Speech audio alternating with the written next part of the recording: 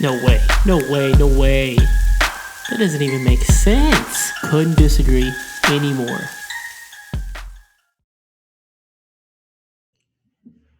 What is up, guys? Another beautiful, beautiful week coming to an end. Starting the weekend, starting to ride on this Friday. So let's get into it.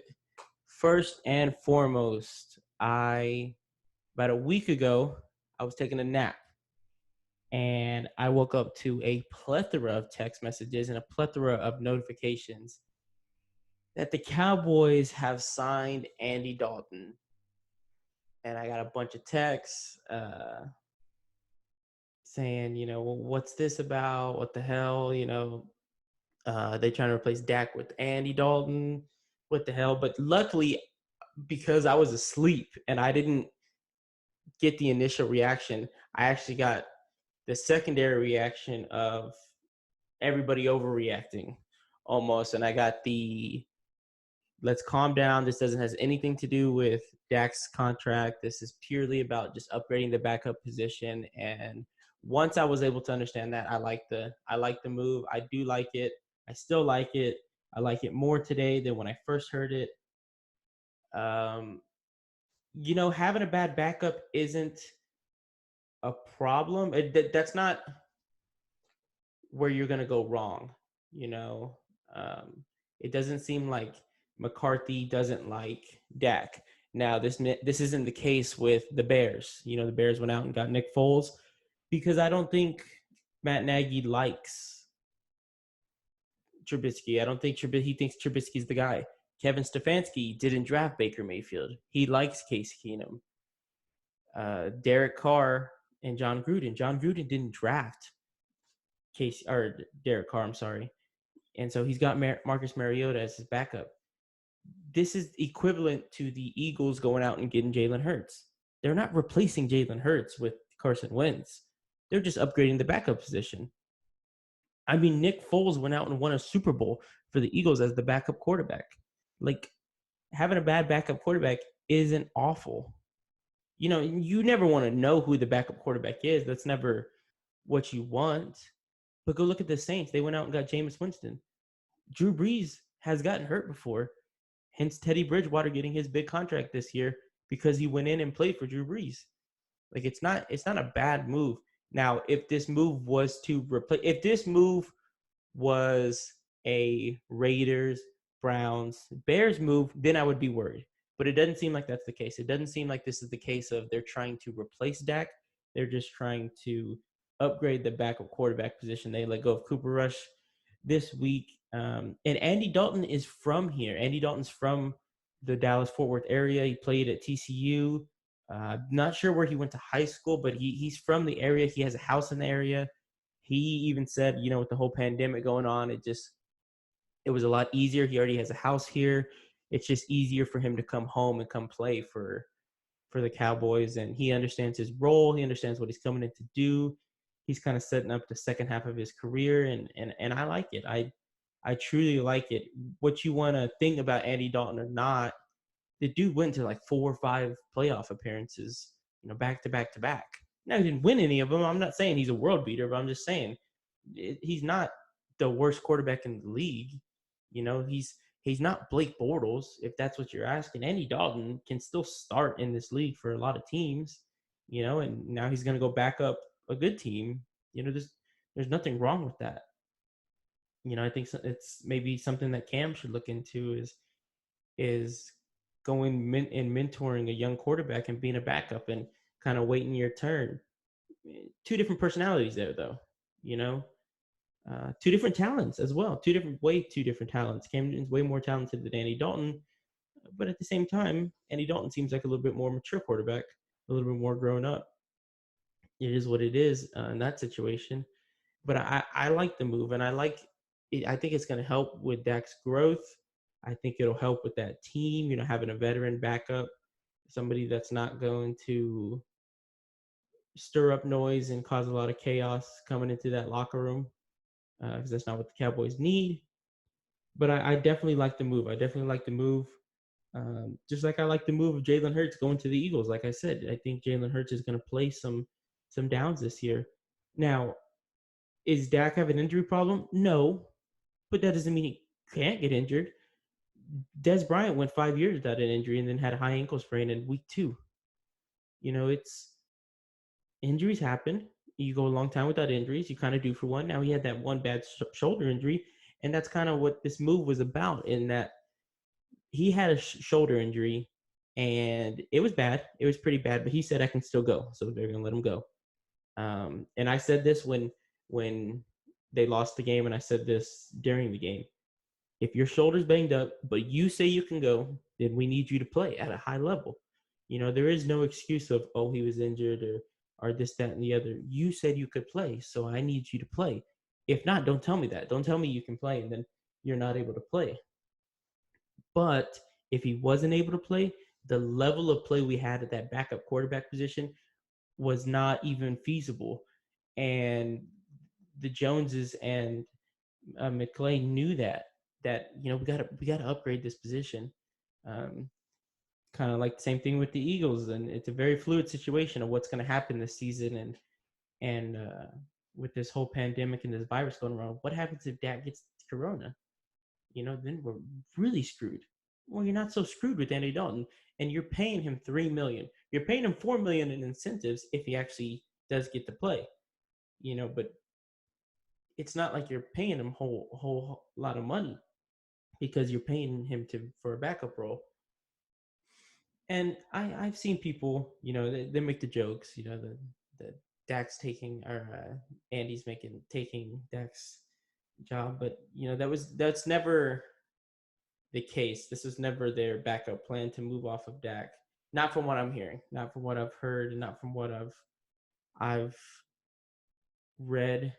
But it is very interesting. I was very shocked when it happened. I did not expect that. I expected Andy Dalton to maybe go to the Patriots real cheap, the Jags real cheap. I heard the Jags were very interested in Andy Dalton.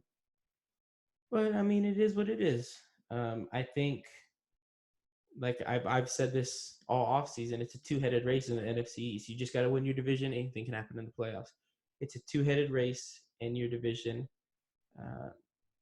Eagles went out and got a quarterback who can play real downs, and Cowboys mimicked it. That's it's a copycat league. That's what it is. You see something work or something that's gonna work, you want to copy it. It's a copycat league. It just is. Everybody's trying to copy the new Patrick Mahomes. Everybody's trying to find the new Patrick Mahomes. Packers think they got him in Jordan Love. We'll see. That's what I've heard, but we'll see. But I like the move. I definitely like the move, and I don't hate it like some Cowboys fans. I don't understand how you could even hate the move. I don't get that. Good for you though, I guess, if you hate the move. So next, I want to talk about The Last Dance. God, this documentary is so good. It's so good because it allows you to go into the mind of Michael Jordan. It allows you to see what greatness looks like and what the sacrifices you have to make for that kind of greatness. They said Michael Jordan had a gambling problem. Yeah, but of course, he's very competitive. And what's more competitive? What makes you more competitive than having $10,000 on the line? I bet on games. I bet on games all NFL season. It's so much more fun, so much more anxiety, but it's so much more fun. You think I give a rat's ass about the Broncos Browns game in week 4? Shit, no. I'm taking the line. It just makes stuff so much more fun, gambling, because it is a gamble.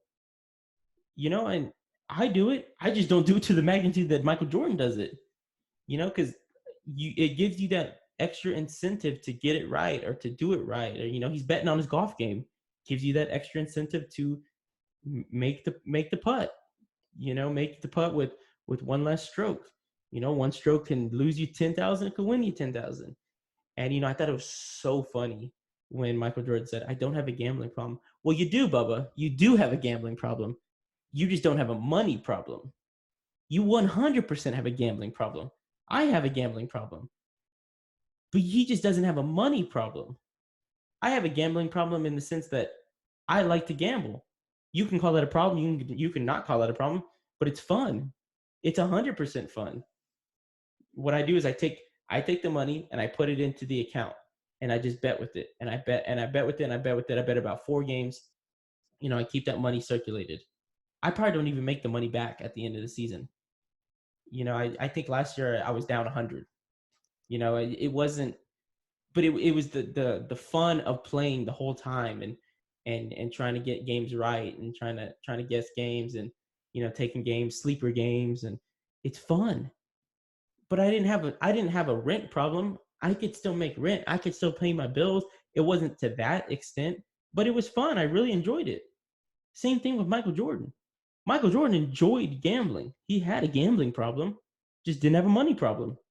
His like you said, his kids were able to eat food. There's a house over their head, a big house. Well, yeah, he doesn't have a money problem. It's just the gambling problem, and I've heard that about a lot of athletes. That a lot of athletes are high rollers when they go to gambling casinos, and they love gambling, and they love the thrill and the excitement and the adrenaline that you get from gambling. And I understand that because it's fun. It's fun as shit. Now, it's not fun when you're losing, but it's that, oh, I can win it back. I can win it back. It's like retiring after a winning season. Spoiler alert, he does. But you never want to retire when you're winning. Nobody does, because it's always, well, I can keep winning. And then when you lose, it's, man, I can get one more. I can get one more. I can get one more. That's what happens to a lot of fighters. A lot of fighters, they lose and they're being told, you need to retire. You need to retire. No, I got one more in me. I got to go out on a win. Nobody's going to go out on a win, but nobody wants to go out on a loss either. They think they want to go out on a win. But as soon as you go out on that win, you're thinking, well, I got some more wins in me. I can keep winning. But with that loss, I just need one more win. When you're losing, I just need to make my money back. I just need to make my money back. You make your money back and you think, wow, I can make a profit. I can make a profit. That's just the nature of the beast. That is what it is. And for Michael, it was just to a different level. It wasn't any level that me or you could understand. And that's what rubbed people the wrong way. Did he go out and go gambling the night before a game? Yeah. And then still dominated. He was down 2-0, came back and won, made it 2-1, but still dominated. And it just goes to show you how much scrutiny and how tough it is to be in a level of greatness. I was talking to somebody talking about LeBron. They said he's been in a level of scrutiny since he was age 16. Yeah, that's insane to deal with. That is so much pressure to have to deal with. I could not understand even being in that kind of pressure of every move is judged. Every single move. I thought something else that was pretty interesting in The Last Dance was the back-to-back. That would have been his 94 season, his 94-95 season, whenever he went up against not Gary Payton. I said Gary Payton when I was talking to somebody about it. Not Gary Payton, Clyde Drexler. He went up against Clyde Drexler, and he was like, I'm gonna embarrass this dude because they think he's on the same level as me. I don't want them to ever speak on his name when they speak my name. I'm going to embarrass him and never let them speak on him again. I thought that was amazing. It's Michael freaking Jordan playing in the NBA. What more motivation do you need? Well, he found it. He found it. Put up 45 on that boy. He found it. It's just insane. And he didn't want to just embarrass you to where you never want to step on that court with him ever again. And when you go back and you look at a lot of these games and you talk to you hear the talk from a lot of these people back in the 80s and 90s, they feared Michael Jordan on the court. They feared him playing against him. Same way they feared playing against a Kobe. Now, I don't think that same fear is there for LeBron.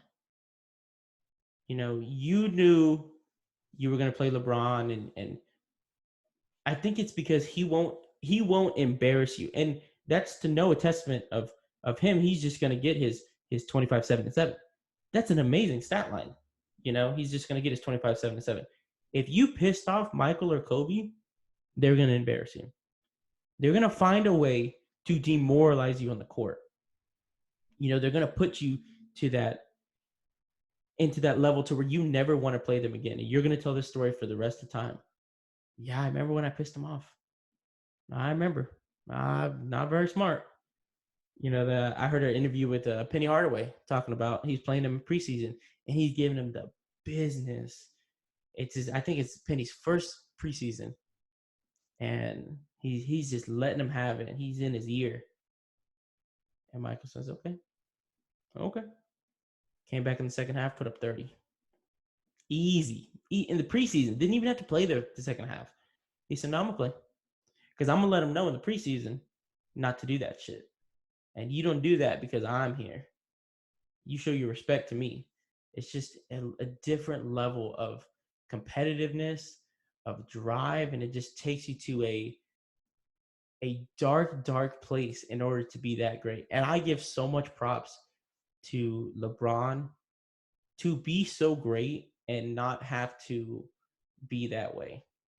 He can be friends with a lot of these. Kobe was friends with a lot of those guys in the league. But they knew when Kobe was on that court, he'll punch me in the fucking face. Easily. Easily. With LeBron, it's the fear of him on the court, him embarrassing him isn't there. But that's not a knock on LeBron. That's just reality. Is that LeBron just wants to win. LeBron wants to win games. He doesn't stat pad. He just wants to win games. Now he gets his teammates involved to do that. He's such a great passer. But the fear of LeBron embarrassing you just isn't there. Now, I will say this. In the last 2 games of the season this year, I think LeBron went out there to embarrass Giannis and take it to the Clippers and go at Kawhi. I think he made it a point to do that. I think he wanted to prove a point to everybody that I'm still here. Unfortunately, we didn't get to see that play out, or we haven't got to see that play out yet. It sounds like they want to come back. LeBron is begging them to come back. He needs this championship. But we'll see. We'll see what they do. Episodes 7 and 8 coming up this Sunday. I can't wait. Finally, my favorite Jordan moment. They're going to talk about Jordan punching Steve Kerr in practice. Oh, I can't wait. I cannot wait. That is my favorite memory. That reminds me of the Kobe, practicing with his team and calling them soft like Charmin. Y'all soft like Charmin. What the fuck am I do at this practice? How the fuck am I getting better? God, I mean, the stories like that is what excites me as an ex-athlete because talent is talent. Talent's going to be there, but it's up here. It's up in the mind of what makes you great, and LeBron is 100% super talented, but that level of drive, and I think he had that. I think LeBron had that level of drive when he was coming back 3-1 against the Warriors. I think something happened in that series that pushed him to a different level. Everybody talks about that LeBron. He goes into that 0-30 level. I think something happened in that finals that made him go to that level. Did being swept by arguably the most talented team ever, did that suck for his legacy? Yeah. Who's to say LeBron? Who's to say that MJ doesn't get swept by that team? But I'll tell you what, MJ is trying something. MJ is sparking something in his team. He is starting a fight. He'll do something to start winning some of those games. I just think that's the only difference between MJ and LeBron. It's their mindset. Now, I think LeBron is 100% more talented. 100% more talented. He's a freak. We've never seen a guy that should be playing in the NFL, playing the NBA, and move that fast, that strong, that quick for this long. It's amazing. It's amazing how good he is, talent-wise. But when you're talking about greatness, the fear that Michael Jordan put into a lot of those guys in the 90s, it's unbelievable. unbelievable. And you know that story about the dream team, you know, they're going to play on, and you know they're leaving Isaiah off. And I wanted to touch on that too with the Isaiah thing. You know, everybody's heard for years that he's the reason that Isaiah wasn't on the dream team. And he is the reason that Isaiah wasn't on the dream team, but he didn't ask for him not to be there. You know, I thought it was the funniest thing. MJ said, MJ pulled a "who gonna be there" line on the dream team. GOAT. Who does that? So he gets on the phone. He says, "Yeah, we want you to come play for the dream team, and you know we're gonna assemble this dream team." He goes, "Who's gonna be on the team?" He said, "I know what you're thinking. The guy you're thinking of, he won't be there." All right, let's play. He never said, "I'm not playing if Isaiah's there. I'm not playing if Isaiah can't be on the team." He never said that. You know, if what he's saying is true, if what he is saying is true, all he said is, "Who's gonna be there?" Now, they made sure Isaiah wasn't on the team because they wanted Michael, but it wasn't like they blackballed Isaiah. It's not like they ostracized him out of being on the dream team. It was just, who do you want, Isaiah or MJ? I'm taking MJ. Sorry, Isaiah. You know, but when they talk about those practices with Magic and Bird and Barkley, you know, they're all. I think they said that they were all on the same team, and MJ kind of had the twos almost. Not the twos on that team. You know, they're still they're studs. But anyways, they had the twos, and they're giving it to him. They're up by about 7, and Magic just keeps poking the bear. And they said, "I'm gonna show these old fuckers whose league it is." And he goes out and he's just dominating, just giving him the business, And he tells them, "Ain't the '80s anymore." Or what year did they go? Is that they went 92? I think they went 92. I think he said something like this isn't the '80s anymore. And Magic, I don't care what year it is. I don't care if it's the '80s, '90s. I don't care. You know, and he's like, "It's my league now. The '90s are mine. Yeah, you and Larry had your little time over in the '80s. This is my decade. This is my legacy now." And Magic said he knew after that. He was like, "League's his. It's his." You know, and they're talking about, you know, I shouldn't have poked the bear, and they said it was the most fun they've ever had at a practice, and that just being able to watch some of those practices must have been amazing. It must have been awesome. But we'll see. Episode 7 and 8 coming out this weekend. Can't wait. Steve Kerr, that story, I've loved that story ever since the first time I heard it. You know, and Steve tells it. He goes, "Punch me in the face. It is what it is. That's what MJ did. Oh, well." I can't wait. And I don't know what I'm going to do once these 10 episodes are done. We got a new 30 for 30 coming out with the Sammy Sosa and Mark McGuire. I'll be giving my opinions on that. We'll probably touch on it before it releases, kind of give you some background, maybe entice you to go watch it. And then we'll talk about it afterwards. So it should be fun. But this weekend, this Saturday, UFC 249. I cannot wait. I've been foaming at the mouth for these fights. I can't wait. Dana White's going to pull it off. So proud of the UFC for doing this. Everybody talking shit about they're exploiting fighters. Shut the fuck up. Don't watch then. Then don't watch. If you don't like it and you think they're exploiting fighters, don't watch. These fighters don't have to fight. Fighters say no to fights all the time. You'd be surprised how many fights are supposed to make and they didn't because fighters say no. Because it's not the right timing.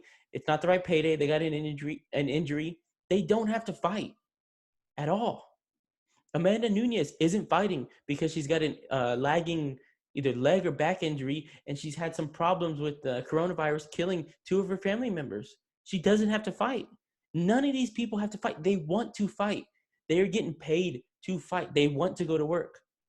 And if you're mad at the UFC for putting this on, don't fucking watch then. How about that? It's really not that hard. You can go and watch your little knitting videos and go be soft somewhere else. I'll be watching UFC 249 because I'm so excited about this fucking fight. I cannot wait. It is the best card the UFC has ever had. Superstar card. The fact that Anthony Pettis and Donald Cerrone are on the prelims should tell you how great this card is. I cannot wait. I am so excited. It is going to be amazing. I'm not watching it with anybody. I will be watching it by myself. I will be answering no questions from the girlfriend until there are commercials. Cannot wait. So I figured I would go through every single fight. I would give you my pick. This is not a professional's pick. I would give you my pick, who I think is going to win, a little bit of maybe why I think they're going to win. If you're trying to bet on the fights, trying to make money off of these, who's a good pick, and so forth. So the first two fights, I really don't know a whole lot about Alvi versus Span, but I will tell you that it is a huge underdog, a plus 325, a minus 450. If you want to make some money, with an upset, somebody being caught, I would go Alvi on that one. Mitchell and Rosa. Like I said, I don't know a whole lot about these fights. I know it's a young guy, 12-1. Another young guy is 12-3. The 12-1 Mitchell, he's favored by 165 versus Rosa 135. That's really not that big of a line. Should be a pretty good fight. And this is where we can start to get good. Vicente Luque and Nico Price should be an amazing fight. It's going to be a mean fight. It's going to be something that I can't wait for. It's going to be super violent. Can't wait. And then we go to Uriah Hall. Oh, I think on that fight, I would probably take Luque just because of the experience. Nico Price is a monster. Luque beat him once before. Nico Price only had 3 losses, but for me, I think the experience is going to win once again. But if you're trying to make some money, Nico Price is definitely an underdog you'd want to go into. Uriah Hall versus Jacque Souza. I would probably go Uriah Hall here. I think his hands are deadly. His kicks are deadly. He's got better kickboxing. But we'll see. Carla Esparza, Michelle Hottie Watterson. I got to go Michelle Watterson there. She's one of my favorite female fighters. The Karate Hottie, Team Mom fighters. I got Michelle Watterson in that one. Lexi Olenek and Fabricio Verdum.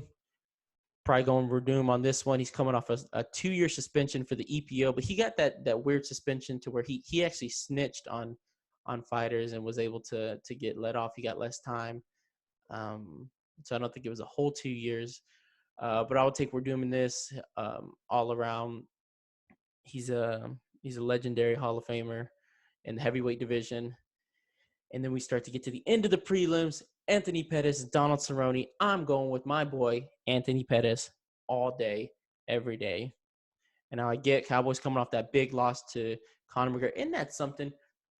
Cowboy Cerrone, and obviously this is kind of skewed because this is such an amazing card. Donald Cerrone went from a pay-per-view main event against Conor McGregor in Vegas to on the prelims with Anthony Pettis. No knock on Anthony Pettis there, but I'm just saying, it's and that's something in the fight game. You lose one and now you're on the prelims. Not saying that he wouldn't still be on the prelims if he would have won that fight, but who knows? I'm just saying. I thought it was pretty interesting. But I'm rocking with my boy Anthony Pettis, my favorite fighter. Definitely my favorite active fighter. Chuck Liddell is my favorite fighter of all time, but Anthony Pettis is my favorite active fighter. So I'm going with him in this fight. He won the first time. He delivered a nasty liver kick and really messed him up. So I'm banking on Anthony Pettis winning that fight once again. So we start into the main card: Greg Hardy versus Yorgan De Castro. I've heard De Castro is a good bet if you want to bet the underdog there. Greg Hardy, say what you will about him. The guy served his time. The guy has already been ridiculed for what he did. He's trying to make a living, and now he's making a living doing MMA. He's not a bad MMA artist. He has to get better on the ground, but he has hands. He's not bad. I'd probably take Hardy in this fight, but we'll see. Jeremy Stevens, Calvin Kadar. I would probably take Calvin Kadar in this one, but it's tough for me. It's a toss up. Jeremy Stevens just puts his chin out there way too much because he thinks he has those hands to put guys out, which he does. Don't get me wrong, but I think Calvin Kadar, if he wins this fight, he's looking at a possible title fight. And then we get into the juicy fights. Francis Ngannou, and I always butcher his name, Jairzinho Rosenstrike. Now in this one, this is basically just Francis trying to get to the belt, get back to the belt. If Stipe's there, I know it's kind of tough for Francis. That's a wall he kind of has to get over. No, if Rosenstruck wins this one, who's to say he doesn't get the title fight? But I'm going Francis on this one. Francis is a freak. His hands are deadly. He is a freak. Then we got Henry Cejudo and Dominic Cruz. Everybody knows I do not like Henry Cejudo. I hate the Triple C antics. I think he's corny. I think it's all for show. He's calling out women's fighter, trying to be the first intergender. I don't know. I'm not a fan of Henry Cejudo, but he's good. Don't get me wrong. I mean, he's a world-class wrestler and a world-class Olympian stud, but we're talking about the GOAT in the bantamweight division, Dominic Cruz. I mean, arguably the GOAT. The only person you could even say is even close to Dominic Cruz would have to be TJ Dillashaw, and he beat TJ Dillashaw. And Cejudo beat Dillashaw too. So this might solidify the GOAT conversation for the bantamweight division. But I think Dominic Cruz pulls this off, even after being out of the ring for 2-3 years. I think Dominic Cruz definitely pulls this off. I think he takes the belt from Cejudo, and I cannot wait for it. And now for the fight. First team all violence. The fight I cannot wait for. Tony Ferguson, Justin Gaethje. It is going to be a bloodbath. I think Gaethje. Let me put it this way. I think Gaethje wins the fight if the fight is stopped in 2 rounds. I think Tony Ferguson stops the fight in round 4 if it gets to that point. I think Justin Gaethje, now he does run out of gas. He is a wrestler, so he does know how to push, but he runs out of gas. Tony Ferguson does not. Tony Ferguson is the cardio freak. He gets better with time. He gets better as the rounds go on, something we've never seen. He is a freak. El Kukui, and I cannot wait for this fight. I think Ferguson wins in 4. I think Gaethje wins in 2, whichever round it ends up getting to. If Tony Ferguson can get past Gaethje in 2 rounds, I think he definitely knocks us off in 4 with his ground and pound and his elbows. I think Justin Gaethje's face, you're not going to be able to recognize him. There's going to be so much blood, so much cuts from Ferguson's elbows, from his bottom position. And I think it's going to be a tough night for both of these guys. I think Ferguson is going to take a lot of damage, which he does. Ferguson definitely puts his chin out there. You go back and look at his fight with Anthony Pettis. If Anthony Pettis doesn't break his hand, who's to say he doesn't lose that fight? But he was banged up. They were both banged up. Ferguson wasn't as much banged up against Cowboy. I think he dominated a lot of that fight. But I think this is going to be a very violent fight, a very bloody fight. For all those people that are complaining about the UFC, this fight is probably not for you, because this fight is going to be first team all violence. And Ferguson has already made weight once. He made weight for the fight against Khabib. That is fucking insane. The fact that he did that, he put his body through that, because now he knows, he put his mindset to where I can do it whenever I need to. And he's known that. He's letting other fighters know that I'm different. I'm different when it comes to this mental game. Gaethje didn't make weight. Gaethje said, screw that. He likes to fight a whole lot more now that he's had time to prepare for it and make weight. I think it's going to be amazing. I cannot wait. Best fight card ever in UFC history. I hope it doesn't disappoint. I will be watching this weekend, and I will be loving every minute of it. Cannot wait. So yeah, that's all I got. You guys have a great Mother's Day weekend. Stay safe. Let me know what you guys think of this UFC card when it happens. Let me know what you guys think of this Last Dance. Keep hitting me up with stuff you want me to talk about. Love you guys. Talk to y'all later. Peace.